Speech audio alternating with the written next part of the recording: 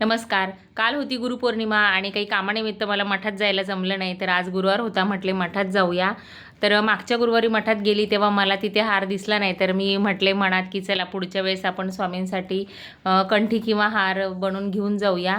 तर छान अशी कंठी मी चाफ्याच्या फुलांची बनवून घेतली आणि तिथे एक आजी टोपली घेऊन भाकऱ्या विकत होत्या. मस्त अशा चुलीवरच्या भाकऱ्या होत्या, मोठ्याच्या मोठ्या, त्यांच्या छान पांढऱ्या शुभ्र अशा भाकऱ्या ते तिथे टोपली घेऊन विकत होत्या. आणि मठात आले. कालचं डेकोरेशन केलेलं होतं, फुलांनी छान असं मठ सजवलेला होता. छान असं मानस पूजा करायच्या आधी मठामध्ये सगळं धूप वगैरे दाखवून घेतलं. छान असं प्रसन्न वाटत होतं आणि मस्त असा प्रसाद घेतला आणि मी निघाली घरी. आणि गुरुपौर्णिमेत मला मिळालेले सुंदर असे गुलाब.